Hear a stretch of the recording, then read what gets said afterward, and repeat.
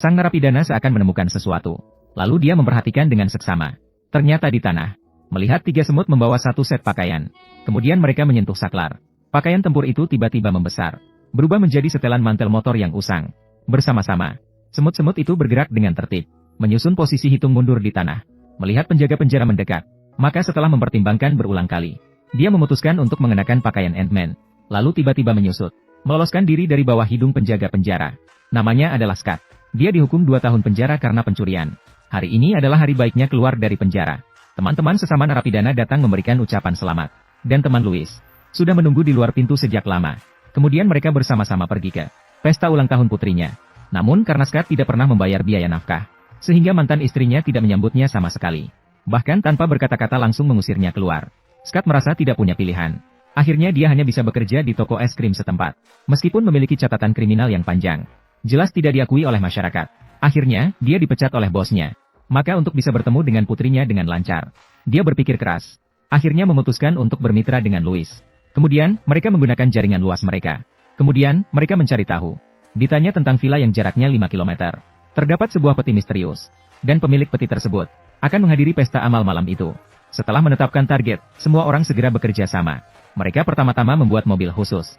Kemudian memasang perangkat penyekat untuk memblokir sinyal nirkabel dalam radius 100 km. Setelah semuanya siap, Scott tampil dengan gemilang. Dia tidak memerlukan usaha yang besar. Langsung menuju ke jendela lantai 2. Kemudian dengan hati-hati menggores dengan pisau kecil. Dan berhasil masuk ke dalam apartemen. Namun setelah membuka pintu kayu, baru dia menyadari bahwa sistem keamanannya adalah kunci sidik jari. Namun saat rekan-rekannya hampir menyerah, Scott diam-diam pergi ke dapur. Dia menemukan lem saat menggeledah lemari. Lalu dia mengambil sidik jari dari gagang pintu dengan selotip. Kemudian meneteskan lem di atas selotip. Menyulut dengan api perlahan. Dengan begitu, dia berhasil tanpa kesulitan. Dan mendapatkan sidik jari lawan. Namun setelah Scott berhasil diverifikasi. Dan membuka pintu besar ini. Yang terlihat bukanlah harta karun. Melainkan sebuah brankas padat. Lemari besi paduan yang menggunakan bahan yang sama. Meskipun secara teori tak terkalahkan. Namun, kebetulan, Scott tahu satu kelemahan bahan ini. Tanpa berkata-kata lagi, dia mengeluarkan bor listrik dari saku. Lalu membuat lubang kecil di samping pintu mengikuti celah. Kemudian menggunakan corong. Menuangkan air mineral secukupnya ke dalamnya. Langkah terakhir adalah menyuntikkan nitrogen cair rendah. Diikuti dengan gigi-gigi internal membeku terus. Scott segera berada di luar pintu. Menyusun bantal udara agar tidak bersuara. Tidak butuh waktu lama. Pintu besi mulai membesar perlahan. Diikuti dengan sekrup terlepas satu persatu. Pintu besar itu jatuh dengan suara gemuruh ke atas kasur udara. Namun ketika Scott sampai di dalam brankas, ia menemukan di dalamnya hanya ada cairan dan gambar desain. Hanya tersisa setelan jaket motor yang rusak di atas meja. Meskipun merasa kecewa, Scott akhirnya memutuskan untuk membawanya pergi. Tanpa disadari setiap langkahnya. Semuanya dilihat oleh seekor semut yang membawa kamera merekamnya. Setelah pulang ke rumah, dia semakin merasa tidak enak. Mengapa pakaian lusuh ini dimasukkan ke dalam lemari besi? Maka untuk memahami semua ini, Scott dengan rasa ingin tahu mengenakan baju perang itu. Kemudian melihat 2 tombol merah di lengan. Dia pertama kali menekan tombol kiri tanpa reaksi apapun. Namun ketika giliran tangan kanan, tubuhnya tiba-tiba menyusut tanpa henti. Akhirnya jatuh ke bak mandi di bawah seperti semut. Akhirnya jatuh ke bak mandi di bawah seperti semut. Akhirnya jatuh ke bak mandi di bawah seperti semut. Melihat segala sesuatu di depannya, Scott langsung bingung. Namun pada saat itu juga, Louis menyalakan keran di atas. Air ledeng memancar keluar seperti banjir. Scott berlari secepat mungkin. Namun akhirnya terbawa oleh arus air. Dia melompat dan jatuh ke lantai. Menyambungkan, potongan besi di sabuk itu. Nyaris merenggut nyawanya seperti gunung. Semakin besar. Beruntung, Scott yang kurus terjatuh ke celah tanah. Lalu terus turun. Akhirnya merusak lantai. Jatuh ke atas pemutar piring di bawahnya. Dia berusaha keras menghindari kaki panjang yang tak terhitung jumlahnya.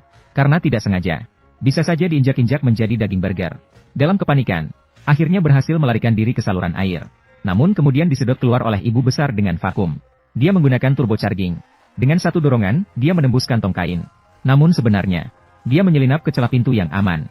Namun pada saat itu, seekor tikus hitam besar tiba-tiba muncul di belakangnya. Scott dengan tidak ada pilihan lain harus melarikan diri sekali lagi. Kemudian melompat menggunakan perangkap tikus. Melompat dan mendarat di atas taksi di bawahnya. Dan baju perang itu terpapar hujan yang menusuk. Akhirnya kembali ke bentuk aslinya. Setelah pulang ke rumah, dia segera merapikan baju perangnya. Tanpa berkata-kata lagi, diletakkan kembali ke dalam lemari besi asalnya. Namun, tepat saat itu pada Scott, saat bersiap-siap untuk melarikan diri dari tempat yang penuh kontroversi ini, sekelompok polisi tiba-tiba muncul dan mengelilinginya. Tanpa pilihan, dia hanya bisa menyerah. Kemudian di kantor polisi, Scott bertemu dengan seorang pria tua misterius. Dan orang itu adalah Dr. PM. Dalam percakapan mereka, dia mengetahui alasan dia bisa mendapatkan informasi dan berhasil mencuri baju perang Ant-Man. Semua ini adalah bagian dari rencana Dr. PM. Dan tujuannya adalah untuk menguji Scott. Apakah dia memiliki potensi untuk menjadi seorang pahlawan? Namun setelah serangkaian ujian yang menakjubkan, dia menolak untuk mengenakan baju perang Ant-Man lagi. Tanpa pilihan, Dr. PM harus pergi terlebih dahulu. Pada saat yang sama, kelompok semut yang dipantau juga mulai bergerak menjauh. Kemudian Scott dibawa masuk ke dalam sel oleh penjaga. Namun pada saat itu, seekor lebah tiba-tiba jatuh di atas pintu besi. Beberapa semut yang mendampingi perlahan mendekat ke arah ini. Ketika Scott melihat dengan seksama, ia menemukan semut itu, membawa setelan pakaian aneh. Dan dalam sekejap ia menjadi tak terhingga besar. Semut-semut itu dengan tertib mengatur posisi hitungan mundur di tanah. Melihat petugas penjaga penjara mendekat, maka setelah mempertimbangkan berulang kali, ia memutuskan untuk mengenakan baju perang Ant-Man. Lalu tiba-tiba menyusut, dan meloloskan diri dari bawah mata penjaga penjara. Terlihat ia meluncur melalui celah pintu dengan sekali gesekan. Tiba di luar. Namun saat Scott bingung tentang apa yang disiapkan oleh dokter untuknya sebagai alat transportasi, tiba-tiba sekelompok semut muncul dan mengelilinginya. Kemudian dia di bawah perintah sang dokter naik ke semut yang bisa terbang.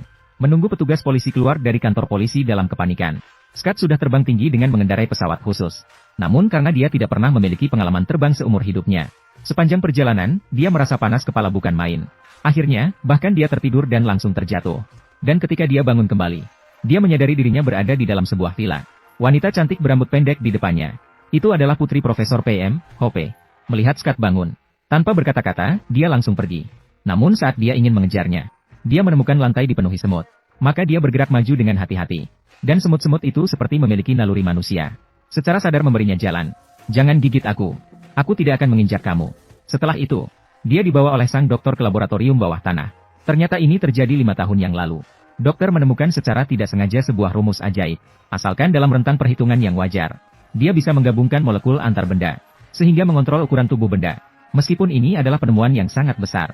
Namun segera, dokter menyadari teknologi ini sangat berbahaya. Dia sebenarnya ingin menghancurkan rumus itu. Namun sayangnya muridnya, Darren, sudah menggandakan rumusnya. Kemudian Darren tidak hanya diam-diam membuat setelan baju perang Yellow Jacket, bahkan bersiap menjualnya kepada Hydra. Begitu transaksi mereka selesai, Batu Hydra akan mendapatkan pasukan militer super canggih. Hal ini bagi seluruh dunia merupakan pukulan yang menghancurkan. Maka dokter dengan susah payah menemukan Scott, dan berharap dia bisa menyusup ke perusahaan dan mencuri baju perang Yellow Jacket. Bahkan berjanji jika berhasil, akan mengizinkan dia mendapatkan hak mengunjungi putrinya secara sah. Ketika Scott mendengar, tanpa ragu dia setuju. Namun, untuk menjadi seorang Ant-Man yang berkualitas tidaklah mudah. Tidak hanya perlu memiliki hati yang kuat, juga harus bisa pada waktu yang tepat mengendalikan ukuran tubuh dengan bebas. Kemudian, dia langsung dikurung di antara lorong. Dokter memberinya tugas pertama, yaitu melewati lubang kunci pintu saat berakselerasi. Melalui lubang kunci di pintu, meskipun gaya menutup helmnya sangat keren, namun hasilnya selalu menabrak tembok. Tak peduli berusaha sebanyak apa, akhirnya akan menabrak pintu dengan keras. Dokter akhirnya meminta Hope untuk melatih kemampuan bertahan dari pukulan. Scott pada awalnya berpikir bahwa Hope tidak akan menjadi lawannya. Namun, kemudian langsung tersungkur oleh satu pukulan Ko. Jelas, jalan menjadi Ant-Man tidaklah mudah. Kemudian dokter membawanya ke sarang semut di halaman belakang. Terlihat dia langsung menyusut, kemudian masuk ke sarang semut. Yang pertama terlihat adalah individu berkecepatan tinggi yang disebut semut gila. Mereka bergerak sangat cepat, dan bisa dengan cepat mengelilingi mangsanya dalam sekejap. Dia terkejut dan langsung muncul dari tanah. Namun ketika Scott melanjutkan perjalanan ke dalam, dia dihadapkan pada raksasa semut, semut peluru. Selain itu, ada juga semut tukang kayu yang pernah dia naiki sebelumnya. Jadi goal ketiga Scott adalah belajar bagaimana mengendalikan mereka. Karena hanya dengan menjadi pemimpin dari semut-semut ini dengan baik, dia bisa menyelesaikan misi dengan lebih mudah. Dan sisi lainnya, karena baju tempur tidak dilengkapi dengan senjata, jadi dokter khusus menyiapkan 2 buah lemparan untuknya. Lemparan merah bisa menyusutkan objek, sedangkan lemparan biru akan membuat yang terkena langsung membesar. Setelah semua persiapan selesai, Scott pun mulai misi pertamanya. Dia harus menyusup ke dalam SHIELD, mengambil satu perangkat penyekat sinyal. Awalnya, dengan ukuran tubuhnya, dia merasa bisa masuk tanpa terdeteksi. Namun ketika mereka sampai di atas target, mereka menemukan elang sedang berpatroli di sana. Dokter ingin dia mundur, tapi dia tidak mau. Namun Scott tetap nekat maju. Akibatnya, dia langsung ketahuan oleh lawan. Tanpa ragu, mereka langsung bertarung. Meskipun pengalaman bertarung elang sangat berpengalaman, namun menghadapi Ant-Man yang bisa menyusut dengan bebas, dia tetap tidak bisa menghadapinya. Dengan sekali lemparan, dia melemparkan elang menjauh. Kemudian dia terbang masuk ke dalam basis dengan semut kayu. Namun saat dokter dan Hope sedang sangat tegang, elang tiba-tiba menerobos pintu besar dan terbang keluar. Ternyata Ant-Man sudah masuk ke dalam tubuhnya saat itu. Tanpa ragu, dia langsung mencabut prosesor pusat lawan. Tanpa ampun, baju besi itu tidak terkendali dan jatuh ke tanah, sehingga dibuang dengan sempurna. Tidak bisa mendeteksi keberadaan Ant-Man. Segala yang baru saja terjadi tidak boleh dikatakan kepada Kapten Amerika. Setelah kembali, dokter menyalahkan dia karena tidak memperhatikan keseluruhan situasi. Tentara yang tidak patuh perintah tidak boleh dikirim ke medan perang. Namun ketika Scott mengeluarkan perangkat penyamaran dari saku. Bagus sekali. Kemudian untuk memastikan rencana berjalan lancar, Scott juga mengundang Louis dan 3 orang lainnya. Mereka mendistribusikan tugas masing-masing. Kurt bertanggung jawab untuk meretas sistem keamanan perusahaan. Dengan cara menyusupkan Louis yang menyamar sebagai petugas keamanan. Setelah semua persiapan selesai, saatnya bagi Scott untuk tampil. Dia memimpin banyak semut maju dari saluran air. Tidak ada terjemahan yang tersedia. Tunggu hingga Louis tiba di gudang. Setelah berhasil mengurangi tekanan air, tidak ada terjemahan yang tersedia. Scott kemudian naik ke kapal semut, menuju saluran air di bawah tanah. Semut-semut itu bekerja dengan jelas di bawah komandonya. Kemudian mereka saling berhubungan membentuk tangga. Mereka bekerja sama untuk menarik Scott naik. Akhirnya berhasil masuk ke dalam perusahaan. Kemudian diikuti oleh Hope. Memasang perangkat penyekat ke dalam server. Scott segera melalui lubang ventilasi. Masuk ke dalam ruang mesin. Dia mengendalikan semut gila menuju prosesor pusat. Kemudian dengan perintah, semut-semut itu mulai menghasilkan listrik dengan gila. Akhirnya membakar seluruh basis data. Dan untuk menghancurkan konspirasi Darren sepenuhnya, Scott kemudian datang. Gudang tempat mereka menyimpan partikel PM. Terlihat semut api menuju ke atas. Menembakkan beberapa bom waktu. Kemudian dia naik semut tukang kayu. Tiba di ruang penyimpanan baju perang lebah. Melihat bahwa pintu masuk dipenuhi matriks inframerah. Tanpa ragu, menendang baut sebesar dirinya sendiri.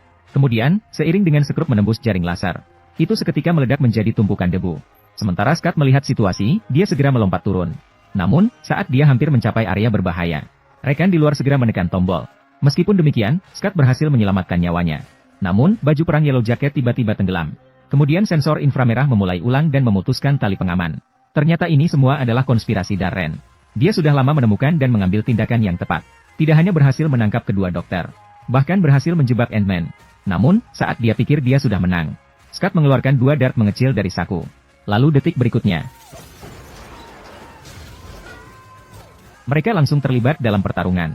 Meskipun penjaga keamanan ini sama sekali bukan lawan bagi Scott. Namun dokter ditembak oleh Darren. Namun saat dia bersiap menembak Ant-Man, laras senjatanya dihalangi oleh ratusan semut. Akhirnya dia harus melemparkan pistolnya dan melarikan diri. Sementara Scott melihat situasi dan langsung mengejarnya. Menghadapi tembakan liar dari petugas keamanan, dia seketika menyusut dan melintasi lubang peluru. Lalu dia terus berlari di atas pistol lawan. Dengan 3 pukulan cepat, dia menyelesaikan semuanya. Namun dihadapkan dengan petugas keamanan yang terus bertambah, dia hanya bisa menyusut dan melarikan diri ke dalam model di depannya. Namun peluru-peluru itu turun dengan ganas seperti hujan lebat. Beruntung Louis tiba tepat pada waktunya di saat krusial. Dengan 3 pukulan petani, dia menyelesaikan semuanya.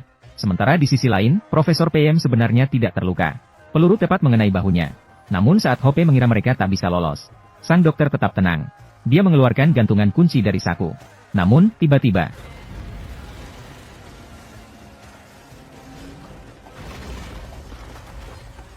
dia melihat Darren sudah naik ke pesawat tempur, siap untuk melarikan diri dari tempat yang penuh kontroversi ini. Tiba-tiba, sekelompok semut berlari ke arah mereka. Penyerang itu adalah Ant-Man, Scott. Dia memecahkan kaca dengan 1 pukulan dan masuk. Darren segera menembak balik. Namun, saat dia sedang menikmati penuh serangan, bom waktu di kejauhan meledak sesuai rencana. Dalam sekejap, seluruh gedung terseret ke dalam wilayah kuantum.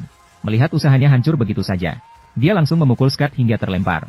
Tanpa ragu, dia mengenakan baju perang was. Berbeda dengan Ant-Man, bajunya dilengkapi dengan 2 meriam laser yang dapat diperpanjang. Satu-satunya yang bisa dilakukan Scott adalah mengelabui. Satu-satunya yang bisa dilakukan Scott adalah menghindari mengelabui. Kemudian pukulan mengenai helmnya. Darren bertemu Xiao Wei. Darren juga segera menyusut ukurannya. Kemudian keduanya kembali bergulat. Mereka masuk ke dalam kotak dan jatuh langsung dari langit. Dan selama proses itu terus berlangsung solo. Akhirnya bersama dengan kotaknya, jatuh bersama-sama ke kolam di bawah. Namun saat wanita cantik di sebelahnya bingung, Darren langsung membengkak dan melompat keluar dari air. Mereka sebenarnya ingin melaporkan ke polisi, namun terganggu oleh percakapan. Namun digagalkan oleh lawan dengan tembakan laser. Untungnya pada saat itu Scott muncul dari air. Namun akhirnya dikalahkan dan dilempar keluar oleh lawan. Namun saat dia bersiap untuk mengakhiri pertarungan. Terima kasih.